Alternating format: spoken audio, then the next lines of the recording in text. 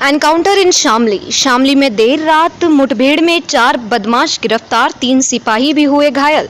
शनिवार देर रात तक कैरना और शामली क्षेत्र में बदमाशों के साथ अलग अलग स्थान पर पुलिस की मुठभेड़ हो गई।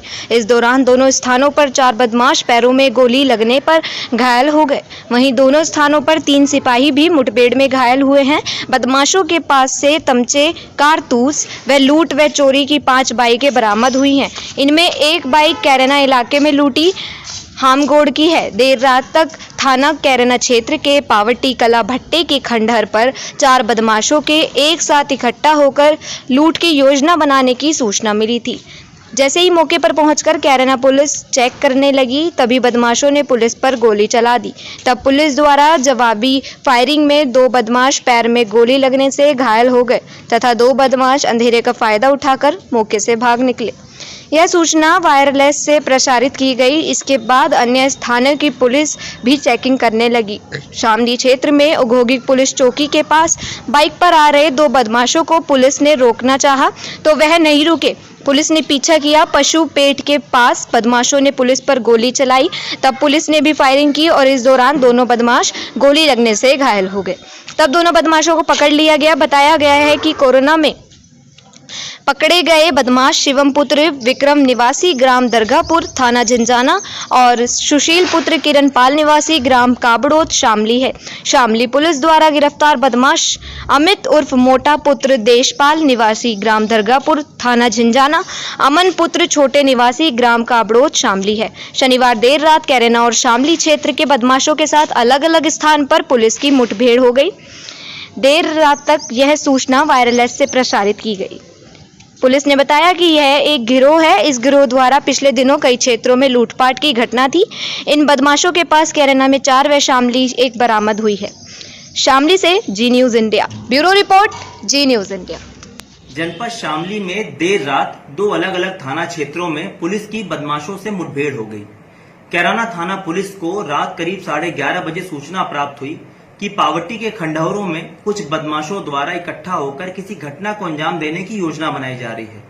इस सूचना पर कैराना थाना पुलिस द्वारा जब चेक किया गया तो बदमाशों ने पुलिस पर फायर कर दिया गया।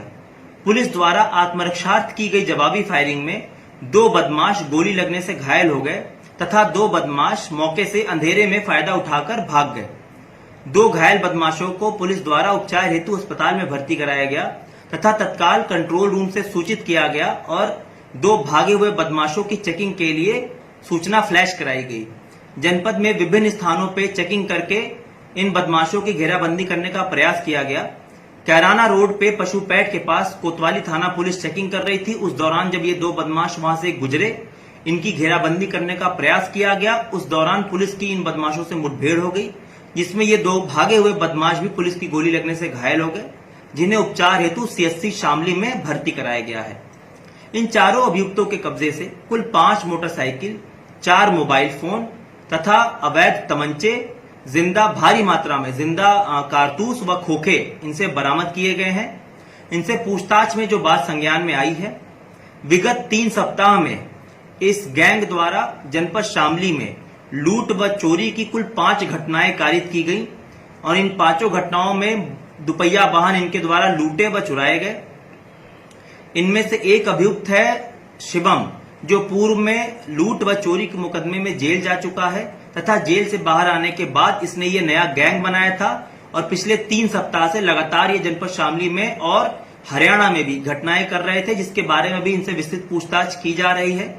2 दिन पूर्व कैराना थाना क्षेत्र में एक होमगार्ड जो अपनी ड्यूटी देकर रात को 4 बजे करीब सुबह 4 बजे लौट रहा था, उसके साथ इन चारों बदमाशों द्वारा मारपीट करके उसे घायल किया गया तथा उसकी मोटरसाइकिल, मोबाइल फोन और उसके कैश रुपए उससे छीन लिए गए, जिस संबंध में कैराना थाना क्षेत्र पे मुकदमा पंजीकृत करके CO कैराना के नेतृत्व में टीमें लगाई गई थी।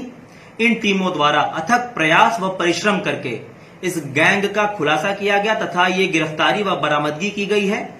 इस सराहनीय कार्य करने के लिए कैराना थाना पुलिस को तथा कोतवाली थाना पुलिस को मेरे द्वारा 25,000 रुपए का नगद पुरस्कार दिया जाएगा। इन चारों अभियुक्तों के विरुद्ध सुसंगत धाराओं में अभियोग पंजीकृत करके पुलिस द्वारा आवश्यक वैधानिक कार्रवाई की जा रही है।